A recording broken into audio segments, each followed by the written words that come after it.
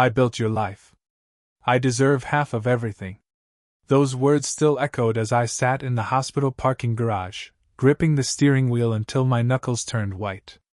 23 years of marriage, and my wife had just told a mediator she was entitled to $7.2 million of my assets, half my architectural firm, and the lake house my grandmother built in 1963.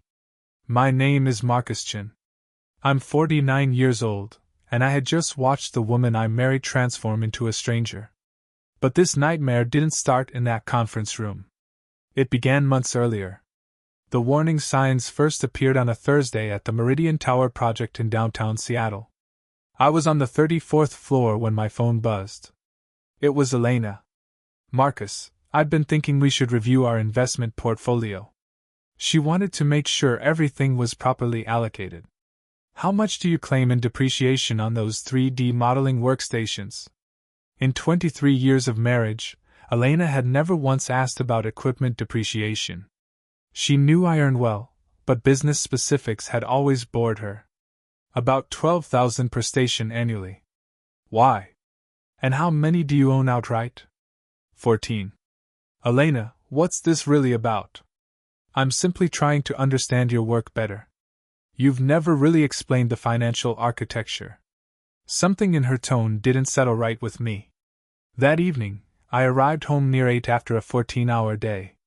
Elena was in the kitchen preparing dinner, but she had a leather-bound journal beside her on the marble island.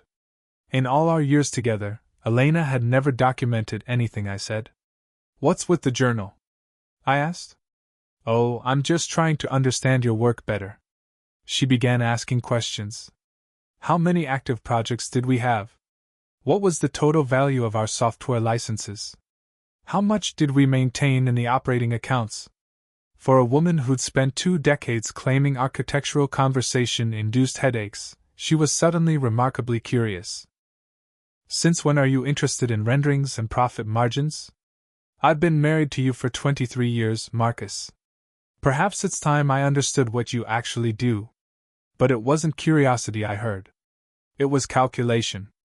Wednesday evenings were wine tastings with David Park, my structural engineer of 16 years, Jennifer Walsh, who managed my firm's finances, and Robert Chin, who supplied our materials.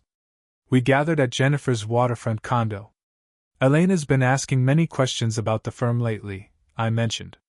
Financial matters, equipment values, things she's never cared about before. David looked up from his glass. Marcus, when my former wife started asking about equipment valuations, I believed she was finally taking interest. 4 months later, her attorney knew more about my holdings than my accountant did. Jennifer set down her wine. Would you like me to examine how your accounts are structured? Protection. You've built an exceptional practice, Marcus. Worth safeguarding against whatever the future might bring. The following week, I returned home early. I walked into my home office and discovered Elena searching through my file cabinets. She had her phone out, photographing contract documents. What are you doing? I asked. She startled. I was looking for our insurance documents. Insurance documents are in the safe deposit box, Elena. They always have been. Don't be so suspicious, Marcus. I'm trying to help. But she wasn't trying to help.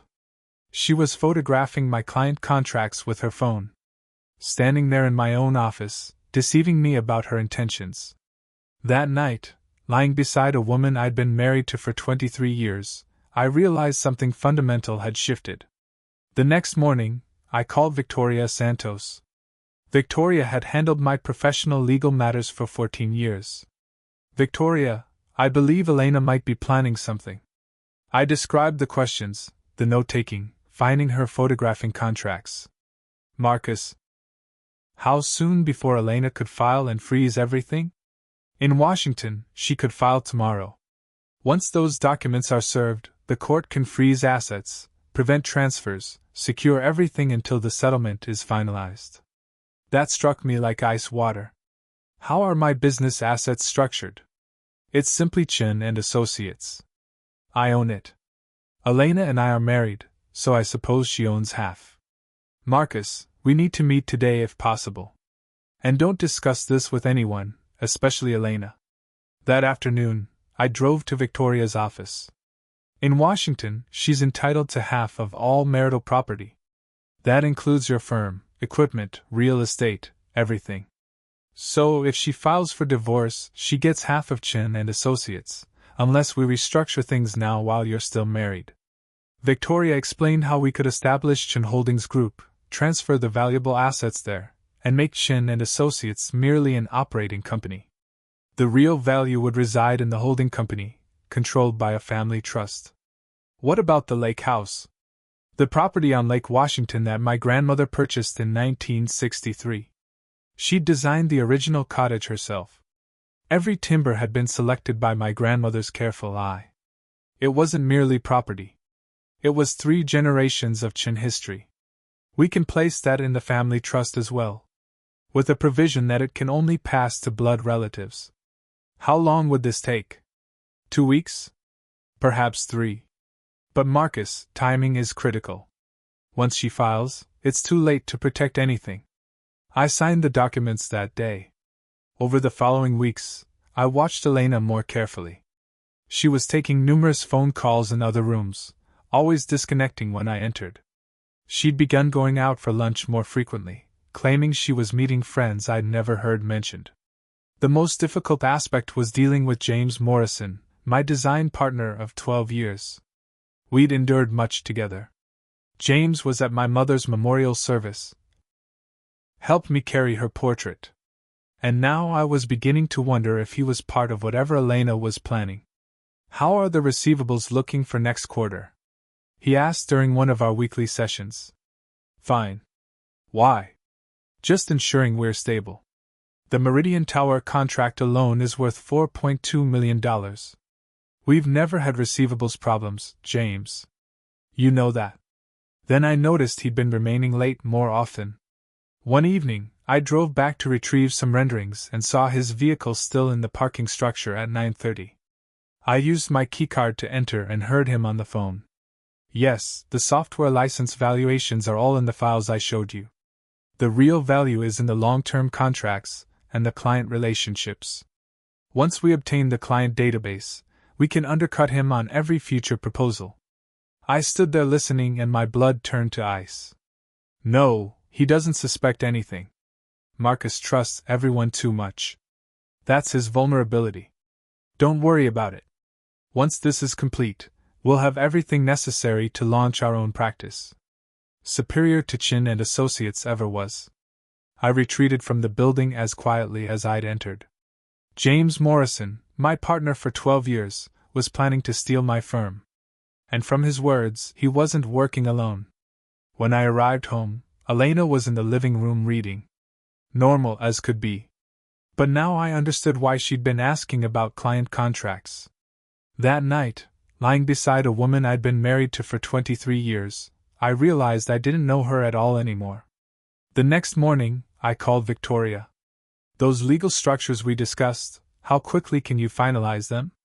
"I can have everything filed by Thursday." I contacted Alexander Reed, a former federal investigator who specialized in corporate espionage. "Mr. Chin, I'll need 3 weeks to provide a complete assessment." When spouses begin constructing cases this methodically, they've typically been considering it far longer than you realize. The most challenging part was behaving normally around James.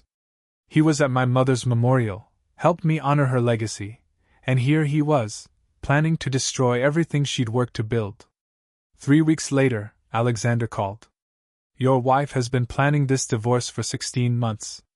I found evidence of consultations with 4 different attorneys, 3 private investigators, and a forensic accountant. 16 months. The earliest consultation was in August of the previous year. She's been building a case against you since before your mother passed away." That struck me like a physical blow. While I was arranging memorial services, Elena had been planning to take it all away. "There's more. Your wife has been involved with James Morrison for 11 months. He slid a folder across the desk. Hotel receipts, restaurant charges, photographs of them together. Looking at that image of them laughing over dinner in Tacoma, I realized they weren't merely planning to take my firm. They were celebrating it. James has been providing her with confidential firm information.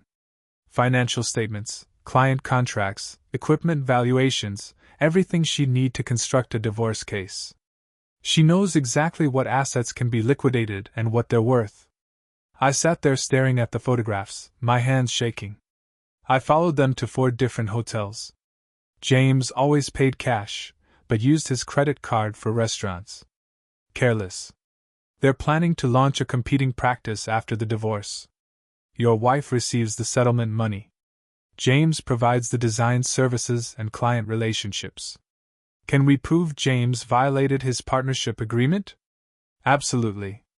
He's breached his fiduciary duty by sharing confidential information with someone who intended to use it against Chen and associates.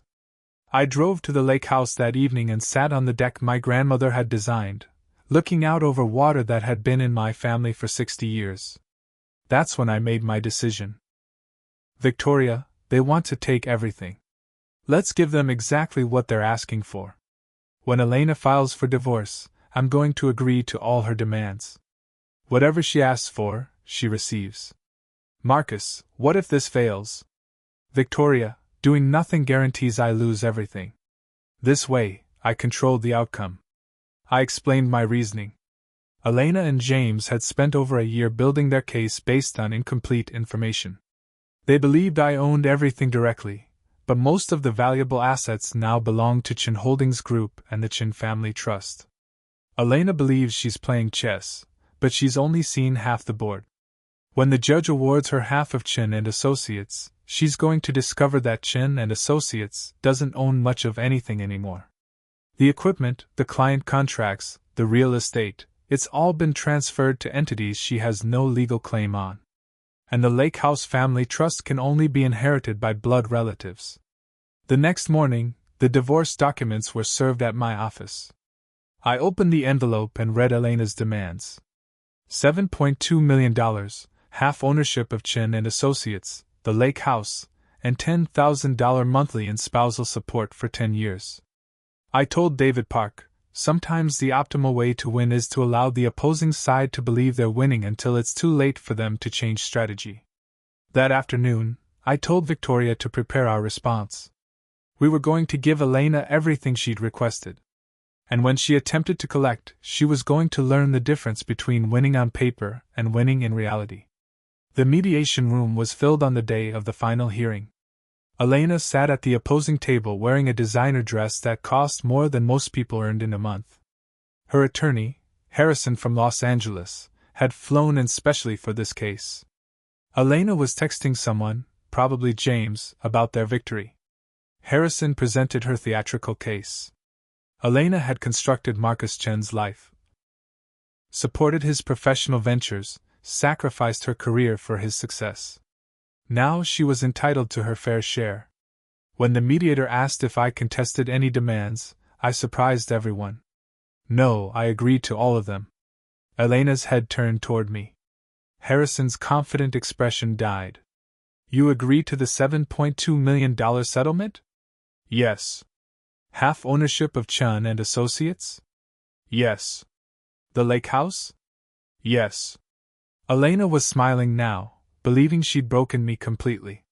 James Morrison, sitting in the observation area, looked like he'd just won the largest contract of his career. The mediator reviewed the terms. Mr. Chen, you have 60 days to comply. That's when I reached into my briefcase and removed a leather portfolio. There's one additional document I'd like to submit. Inside were the corporate structure documents for Chen Holdings, the trust paperwork for the Lake House, and Alexander's investigative report documenting everything Elena and James had been doing for 16 months. The mediator read for several minutes. When I produced that portfolio, Harrison's confident demeanor evaporated. I watched Elena's smile fade. Mr. Chen, it appears the assets your wife has been awarded may not be accessible in the manner she anticipated. That's correct, but I'm prepared to honor the spirit of the settlement with a revised offer. $600,000 and you walk away from everything else. Accept it or spend 5 years in litigation attempting to break legal structures that cannot be broken. Her face went pale. Harrison requested an immediate recess. When they returned 40 minutes later, Elena looked like she'd aged a decade. My client would like to accept Mr. Chen's revised settlement offer.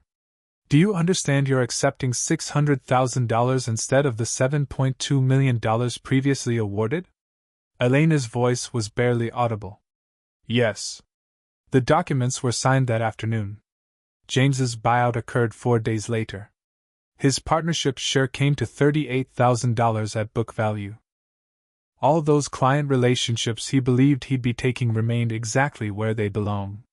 James packed his office that weekend and left Seattle. No one would employ a designer who'd betrayed his own partner. Elena attempted to contest the trust documents, but after 8 months and $80,000 in legal fees, her attorney advised her to abandon the effort. She took her money and relocated to California. I heard later she tried to launch that interior design studio they'd been planning, but it failed within 8 months. Clients returned, employees relaxed, and we secured the largest contract in firm history that winter. These days, I spend more time at the lake house, restored the original cottage my grandmother designed. Friday evenings, I sit on the deck looking out over water that's been in my family for 60 years. David Park is managing more operations now. Good man. Understands the business, earned the advancement. I never remarried. Some betrayals teach you things about trust that change how you view relationships, but I built a good life regardless. Last month, my niece brought her children to the lake house. 7 and 9 years old. First time they'd been in a sailboat. The 9-year-old asked how long our family had owned the property. 60 years. Your great-great-grandmother designed this place in 1963. Will it always be ours? As long as there are Chens who want it. That's what family property means. Looking back, I realized Elena and James made one crucial mistake. They believed success was something you could take from someone else. That 27 years of hard work was simply fortune they deserved a portion of. They never understood that building something genuine requires more than wanting what someone else possesses. It requires rising every morning and doing the work, solving the problems, earning the respect of people who matter. I learned the difference between being trusting and being foolish. Trust people, but verify their actions. And always protect what you cannot afford to lose. If you've built something worth having, there's always someone calculating how to take it. Your responsibility is to be more intelligent than they are. The best revenge is simply refusing to be destroyed. When someone tries to take everything you've built, and you're still standing when the dust settles, that's not merely winning. That's proving something about who you are and what you're made of. That's worth more than all the money they tried to steal.